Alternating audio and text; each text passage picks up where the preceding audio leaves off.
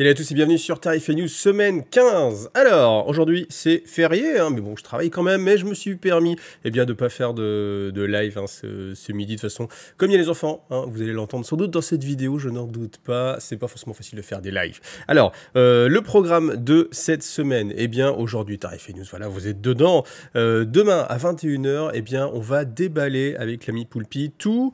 On va faire plus que déballer parce qu'on a les figurines montées, on a quasiment tout de monté, tout. Le Kickstarter Dungeon and Laser 4, des décors, des figurines, il va vraiment y avoir un maximum de choses à regarder, donc ce sera demain à 21h sur Twitch. Ensuite, le jeudi, vous commencez à avoir l'habitude, c'est le rendez-vous fluff avec cette fois-ci la première partie de Ark of Omen numéro 4 consacrée à Farsight, qui sera en 3 parties. Je vous rappelle que si vous avez envie de voir directement, dès aujourd'hui, vous avez accès via Tipeee à l'ensemble de la vidéo qui est sans publicité, en une seule fois, et aussi en mode podcast directement avec YouTube. Donc, vous n'avez pas besoin de télécharger un fichier. Voilà, donc vous avez les liens dans la description, bien sûr. Ensuite, vendredi 14 à 18h, vous aurez une présentation du prochain Kickstarter Dungeon and Laser. Vous voyez comme c'est bien fait. Le mardi à 11h à 21h, on va vous montrer en fait tout ce qu'on a reçu du numéro 4. Et vendredi, je vous montrerai tout ce que vous pourrez recevoir sans doute sur le numéro 5. Voilà. Ensuite, samedi à 11h, je vous ferai un unboxing de tout plein d'accessoires de jeux que vous jouiez à du Games ou du Star Wars Legion ou du Conquest. J'ai vraiment pas mal de choses à vous montrer et je suis sûr que ça va vous plaire parce que moi je suis vraiment très emballé. Voilà. Et on y va pour les News Games Workshop de la semaine. Alors pour les précommandes, comme d'habitude, précommandable à partir de ce samedi, faudra se manier, je pense, comme à chaque fois dans les précommandes. Ça c'est vraiment un peu détestable, mais voilà, vous le savez maintenant, on est dans ce monde où on n'a pas le choix, donc les précommandes c'est samedi 11h, voilà, soyez au taquet. Je vous rappelle que sur MyUbiPlace, vous avez aussi 20% de remise, donc n'hésitez pas à être vraiment au taquet. Dès que c'est mis en ligne, il met vraiment les choses en ligne à 11h, vous pouvez y aller. Et donc, qu'est-ce qu'on va avoir cette semaine? Donc, on va avoir le lion et c'est Rich and You, donc magnifique figurine quand même. Je trouve que le lion, c'est une figurine qui est vraiment très réussie. Même, je me suis fait... Alors, le premier choc, évidemment, quand on a vu sa tête, on se dit, ça c'est un vieux, mais oui, c'est un vieux, mais c'est un vieux comme nous, au final. Donc, ça marche plutôt bien et la figurine est vraiment très réussie. Après, les personnages qu'il accompagnent, franchement, les Blade Guard, on aurait pu s'en passer. C'est un petit peu dommage qu'ils nous vendent en fait ces Blade Guard avec. J'aurais bien aimé 2 boîtes différentes. Vous voyez, franchement, je vois pas trop l'intérêt de les mettre vraiment ensemble. Surtout qu'on a vu en plus cette datasheet, on la verra tout à l'heure dans Tarif et News. Donc, il n'est pas obligé d'être accompagné de cette escouade-là. Donc, je vois pas trop l'intérêt. Si ce n'est, vous refourguez un petit peu des figues en plus. Alors, vous me direz combien il va coûter ce lion. Le lion et sa suite. Allez, on se risque un petit pronostic. C'est facile à trouver, je pense.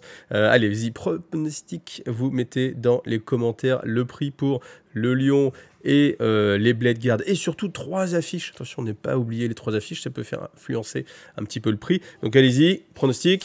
Et donc, il va être à 85 €. Voilà, 85 €. C'est un prix marque quand même. On est quand même loin de Robot de Guilliman. J'aurais bien aimé que ce soit...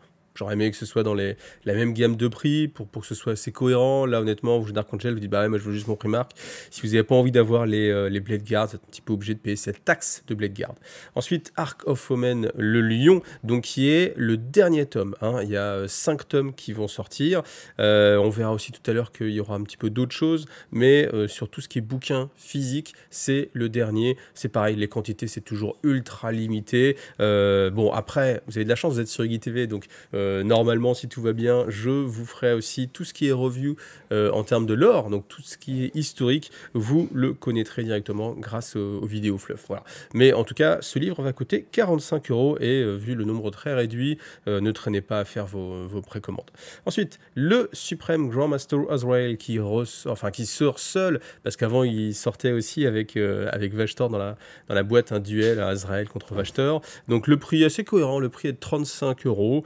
c'est assez cohérent avec le prix des persos. Voilà, en plus, c'est le grand maître des Dark Angel. Voilà, ça marche bien. Ensuite, Commandeur Dante, lui, on l'avait vu déjà parce qu'il avait fuité pas mal. Donc, je pense qu'il voulait pas l'annoncer si tôt. Maintenant, voilà, il a été annoncé un petit peu il y a de ça quelques temps. Donc, le voilà, lui aussi, au prix de 35 €. Donc, on a ce prix, voilà, pour des personnages un petit peu gros, charismatiques, qui ont franchi le Rubicon. Donc, c'est pas mal. Alors, Vashtor, je vous ai montré dans une vidéo, c'est une figurine qui est sur une seule et même grappe. Alors grappe qui peut se casser en deux, histoire de rentrer dans une boîte encore plus petite. Voilà, mais c'est vrai que moi j'ai été étonné et quand j'ai déballé mon Vashtor, j'ai fait il me manque une grappe. Ah bah non, tout est dessus. Donc la figurine n'est pas si grosse que ça, voilà. Un de ces jours, je vous ferai une vidéo où on fera un petit close-up dessus, parce que la figurine actuellement est en train de se faire peindre par l'ami David. Coucou David. Quand je l'aurai récupérée comme ça, bien sûr, je pourrai vous la montrer. Le prix est de 80 € pour Vashtor. Alors, c'est assez cohérent avec une sorte de demi-dieu, comme ça. C'est moins cher que les Primarques démons, en gros, tout ça. Mais malgré tout, je trouve que c'est quand même un petit peu cher, surtout quand on a la grappe, en fait. Vous voyez, ce sentiment où, quand vous avez qu'une seule grappe, surtout si on compare, par exemple, au Rogaldorn. Alors, pas nos Rogaldorn de Primarque, mais Rogaldorn le tank, qui est sorti, même s'il lui manquait la grappe d'en dessous, ça, on en a beaucoup parlé. Mais honnêtement, voilà, pour des prix identiques, je trouve que c'est un petit peu, voilà, bon, après c'est toujours pareil, c'est toujours pareil. Bon, voilà, en tout cas, je pense que ça va être un personnage essentiel, en cette fin de V9, pas forcément, mais le jour où je pense qu'on aura le Dark Mechanicum qui va sortir, je pense que Vashtor sera pas indispensable, mais je pense qu'il sera une pièce centrale de cette armée, donc voilà. Après, ce qui peut aussi dire que vous pouvez peut-être prendre un pari et vous dire que vous allez avoir envie de jouer le Cult Mechanicus noir, le Dark Mechanicum, et que en attendant, vous n'aurez pas forcément envie de le jouer, ce Vashtor, que peut-être il va être épuisé tout de suite aussi, bon alors ça ok, mais là vous prenez vraiment un pari, vous faites l'impasse en vous disant que peut-être il va ressortir dans une boîte d'armée où il sera de nouveau là, ou dans une boîte, on l'a vu hein, avec les Boarding Patrol où on a Abaddon dedans, donc peut-être, ce sera un petit peu moins cher, forcément, vous ferez une économie. Donc c'est voilà, il y a un pari à faire. Alors cette boîte 2D, elle est formidable. Regardez le nombre de 6, c'est colossal. Alors c'est marrant parce que je vais poser la question, je me dis tiens c'est bizarre, on voit jamais de 1. Est-ce que c'est truqué, est-ce que c'est pas truqué? Alors je pense que c'est pas truqué parce que maintenant on suit, hein, vous êtes plusieurs à me faire les remarques à chaque fois. Mais alors là, par contre, le nombre de 6, alors ce set 2D là, en l'occurrence, il est incroyable. Et la probabilité pour qu'on ait ça, elle est insane, incredibles. Donc c'est vraiment incroyable. Et je pouvais pas manquer de ne pas le faire remarquer. Donc voilà, lui par contre, il mérite son prix. Il est à 29 €. Donc si jamais vous avez envie de payer 29 € pour 15D, eh bien prenez ce set-là. Mais lui, hein, celui qui a été pris en photo. Hein, parce que vu le nombre de 6, c'est vraiment incroyable. Puis même si on part sur du 4+, vous voyez, un G à 4+, on est très très bien.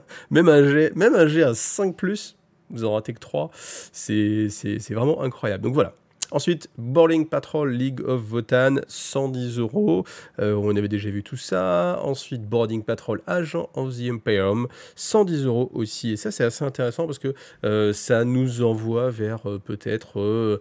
comme on disait, un codex agent de l'Imperium ou quelque chose comme ça. Et c'est toujours assez sympa d'avoir une force qui serait entre le Space Marine et entre l'Astra Militarum, quelque chose d'un petit peu intermédiaire avec peut-être un petit peu plus de charisme sans que ce soit du Space Marine ou autre chose. Donc c'est plutôt sympa. Ensuite, vous avez toute la série des ressorties sur les Drukhari.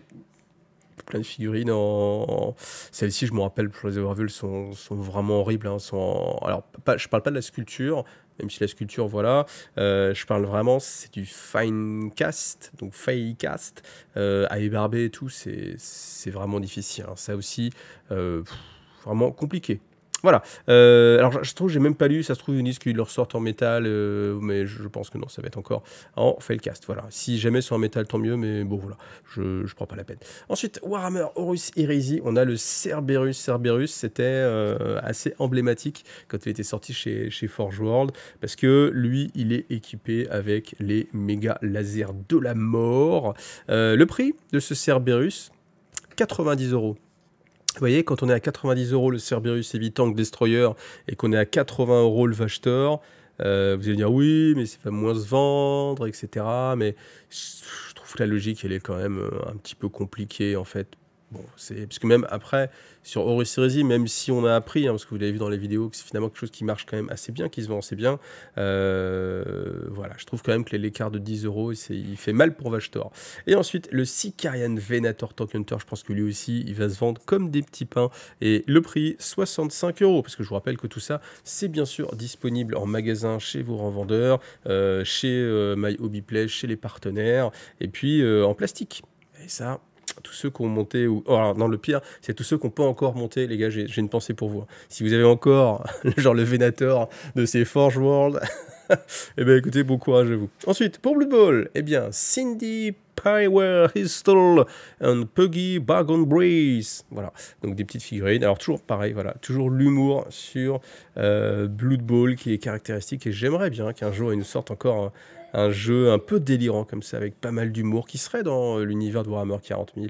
Moi, je serais assez client. Pourquoi pas un jeu de sport futuriste comme ça, pourquoi pas. Mais bon, je l'avais déjà dit, on verra. Ensuite, Leon, Son of the Forest, qui ne sortira pas en français directement. Là, j'aurais vraiment aimé une sortie multilingue directement. Là, on va devoir attendre pas mal de temps, parce que ça explique en fait pas mal de choses, et c'est, on nous l'explique, assez complémentaire de ce qu'il va y avoir dans Ark of Omen The Lion, et dans ce qui va se passer avec la Védix, etc. Donc, bon, bah voilà, moi j'en saurais pas plus, parce que bien, je vais pas lire en anglais, ça c'est clair, et puis bah voilà, il va falloir attendre que ça ressorte. Et puis je me rappelle aussi qu'il y a Cypher, qui doit sortir un jour aussi en français.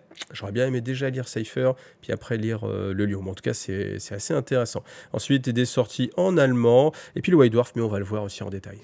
Alors, vous savez, sur Iggy TV, je vous fais toutes les semaines un petit sondage. Donc, le sondage, c'était sur la V10. Ma question était, pourra-t-on jouer les Boarding Patrol dans le mode de jeu patrouille, qui va être dans la V10? Parce que c'est pas très clair, ils n'ont ni infirmé, ni confirmé que ce serait le cas. Donc, je vous demandais un peu votre avis, mais vous voyez, c'est assez partagé, on est tous assez partagés, hein. 56% oui, j'imagine, 44% non, je ne pense pas. L'argumentation à chaque fois, c'était non, parce que déjà, ça s'appelle autrement. Ok, et puis aussi les boîtes sont plus disponibles. Mais bon, en même temps, l'argument des boîtes plus disponibles, c'est un petit peu comme tout ce qui sort. En fait, tout ce qui sort, c'est déjà plus disponible le jour du lancement. Donc, et des choses même ne vont pas être faites. Donc, c'est un argument, certes, qui peut valoir le coup, mais est-ce que c'est crédible, ou est-ce que c'est le climat dans ce moment qui fait que c'est compliqué? Je sais pas trop. Moi, j'aurais envie de croire que oui, pour justement dynamiser un peu ce futur mode de jeu patrouille, parce que si on reste vraiment sur les mêmes forces, je pense que ça va être sympa pour séduire des nouvelles personnes, mais je pense que ça va vite s'essouffler, et au final, si ça s'essouffle trop vite, eh bien, les nouvelles personnes ne vont pas vouloir forcément venir, parce que, voilà. Ou alors après, en mode, on est deux, on commence tous les deux, ok, là pourquoi pas. Mais voilà, en tout cas, on est assez partagé, puis j'avoue que je suis vraiment curieux, mais bon, on aura bientôt les réponses, hein, faut être un petit peu patient, tout simplement. Alors, eh bien, tout ça m'a fait penser à une très bonne chose. Donc déjà, premièrement, eh bien, je vous rappelle que cette vidéo est sponsorisée par Torek Board Game on Wargame Accessories, et que si vous tapez le code IGTV dans votre panier, vous bénéficiez d'une remise de 10%. Voilà. Et ça m'a fait penser justement, on pensait en patrouille, et je me suis dit, mais oui, patrouille aussi, il va peut-être y avoir un format, effectivement, avec un tapis de jeu beaucoup plus petit. Et en fait, Torek vous propose le Modular Urban 40K Battle Mat. Alors, j'en ai fait une vidéo, si vous voulez aller la regarder, je vous mets le lien qui apparaît ici. C'est un test complet, mais en gros, vous avez de 4 à 6 éléments. Vous voyez, vous pouvez passer comme ça en 6 éléments, et qui sont des éléments prédécoupés. Alors déjà, l'avantage, c'est que vous pouvez jouer sur différents formats, dont le fameux format patrouille. Alors, bien sûr, on reste en V9 pour l'instant, parce que personne ne sait, enfin, sauf, voilà, mais je n'ai pas les informations, mais ce sera assez cohérent quand même que ce soit sur ce type de tapis. Et là, du coup, vous avez un tapis qui va être modulable, et c'est quand même beaucoup plus joli que de mettre des grosses bandes, surtout que quand vous avez un tapis qui fait, je sais pas, 1m20, 1m80, bon, voilà, il faut vraiment mettre beaucoup de bandes sur les côtés, c'est pas très lisible. Là, vous avez directement de 4 à 6 tapis pour changer, donc si vous jouez que en mode patrouille, déjà, il y aura beaucoup plus de changements. Puis si un jour vous jouez format plus grand, eh bien, vous mettez les plateaux ensemble, c'est du tapis néoprène, et puis voilà, donc ça c'est assez sympathique. Encore une fois, si ça vous intéresse, eh bien, je vous laisse aller regarder la vidéo qui était un test complet. Alors, je vous ai dit qu'on reviendrait sur le White Dwarf, le voici. Alors, ils nous ont déjà dit, hein, oui, dans le White Dwarf, il y aura des compléments sur Arks of Omen. J'ai lu plusieurs passages, il n'y avait rien du tout dedans. Enfin, pardon, il y avait des choses, mais aucun intérêt. Enfin, en tout cas, pour moi, je trouvais qu'il n'y avait aucun intérêt en termes de lore. Hein. Moi, je m'occupe que du lore. C'est-à-dire que, oui, alors, par contre, si, il y avait beaucoup de matériel de jeu, ça c'est vraiment sympa, des tuiles cartonnées un peu, donc ça c'était vraiment sympathique. Par contre, sur l'aspect lore qui moi m'intéressait, c'était, mais voilà, c'était un combat, les mecs rentrent, que va-t-il se passer? C'est tout. Ok. Eh ben, ok, que va-t-il se passer, quoi? Donc, voilà. Maintenant, celui-ci, j'ai le sentiment que peut-être ils en mettent un peu plus parce que, bah voilà, on arrive peut-être sur la finalisation de tout ce qui s'est passé dans Ark of Omen. Donc, il faut qu'on marque le coup et peut-être que tout ce qu'on a lu dans les précédents White Dwarf qui ne servait à rien, c'était juste pour mettre l'ambiance et que dans celui-ci, il va enfin y avoir quelque chose. Donc voilà, on nous apprend aussi qu'il y aura un petit peu de lore exclusif pour Angron, donc ça fait toujours plaisir. Voilà, alors après on peut essayer peut-être de lire ici en tout petit, mais voilà, sinon vous avez le White Dwarf. Après vous avez d'autres choses, alors si je rebondis un petit peu sur Warcry, ils vont vous remettre en fait directement tout ce qui est élément de Steel on Stone, donc c'est-à-dire les skinks plus les obelisques de jade, donc vous aurez et des cartes et des stratagèmes, etc. Donc sachant que il ne doit pas marquer new, donc ça veut dire que c'est ce qu'il y avait dans la boîte. Je trouve que c'est une bonne idée de ressortir comme ça du matériel. Voilà, c'est plutôt une bonne idée. Donc ça prouve que... Alors, soit je suis hyper mauvaise langue et je vois le mauvais côté de la lorgnette du verre à moitié vide et je vous dis bah ouais, ils font du remplissage en réutilisant des choses qui vous ont déjà vendues, ok, ou soit bah ça ne vous intéressait pas d'acheter à 155 € tout ça, mais au final vous avez récupéré une petite bande et vous aimeriez bien avoir justement du matériel de jeu un petit peu plus qualitatif que des photocopies. Bah voilà, vous avez le White Dwarf et du coup ça le rend d'autant plus intéressant. Voilà, à vous de choisir. Et justement, ça m'amène, c'est bien faire, sans transition, mais avec une belle transition quand même, ça m'amène au sondage de cette semaine. Donc, sondage de cette semaine, alors ça sera surtout à ceux qui achètent ou lisent comme ça le White Dwarf. Est-ce que vous trouvez que cette nouvelle formule, avec vraiment du contenu, plus que de la présentation des choses, est vraiment satisfaisante ou ça vaut pas ce qui se passait avant? En gros, est-ce que vous êtes content du White Dwarf actuellement ou pas? Voilà. Comme d'habitude, pour répondre, vous allez dans la partie commentaires et puis voilà, vous suivez le lien, vous votez, vous commencez à avoir l'habitude, hein, je pense maintenant. Alors, vous avez un article sur Warhammer Community spécial lore, c'est bien, hein, si on aime le lore, on est gâté en ce moment. Donc, profitez-en parce que c'est vraiment, à mon avis, le meilleur moment. Là, on est sur la fin de la V9, on va avoir la V10, ça va être, je pense, le meilleur moment depuis déjà des années et pendant quelques années pour du beau lore. Si vous aimez le lore, eh bien, c'est vraiment le moment de s'en occuper. Donc, on vous représente un petit peu tous les personnages alors, qui ont été introduits avec Ark of Omen, donc Vashtor, The Archifan. On vous donne un petit peu quelques petits éléments, petit résumé vite fait. Abaddon, voilà, donc le suprême Grand Master Azrael, voilà, qui est un petit peu morflé hein, avec, avec justement Vashtor, mais qui est toujours là. Dante, qui est... Bon voilà, on n'a pas trop d'informations. Après, on le voit se battre contre un tyrannide. Donc déjà, ça c'est une image qui va encore plus loin que Ark of Omen avec Vashtor. Donc voilà, ça c'est intéressant. Donc déjà, on peut supposer que Dante ne va pas mourir. Bon, après, est-ce que quelqu'un peut croire qu'une nouvelle figurine qui vient de sortir va mourir dans un arc narratif dans lequel elle est? Non. Bon, ça c'est toujours un petit peu dommage. Hein. Et Angron. Alors dans le prochain tome, il y aura justement un combat entre Angron et Lionel Johnson. Je suis vraiment curieux de le lire parce que on peut pas imaginer que l'un des deux va gagner. Je pense pas. On peut pas imaginer que allez, peut-être s'il y en a un qui devait passé un petit peu en déclin, on va dire, ce serait Engron, parce qu'il y a eu quand même beaucoup de com sur Engron, il a eu bien sa place dans le lore, donc ce serait un peu plus équilibré que lui soit mis un peu de côté, donc peut-être qu'il mette un petit peu de temps, qu'il disparaisse dans le warp, et que, eh bien, malgré les, vous savez, les 8 jours, 8 heures, etc., etc., etc., ils réapparaissent pas dans l'univers matériel, et que du coup, on se pose la question, est-ce qu'il a été banni à jamais ou pas, on ne sait pas. Mais en tout cas, voilà, si vous voulez un petit récapitulatif, sans regarder toutes les heures de vidéos que je vous ai fait, ça peut vous donner des petites choses.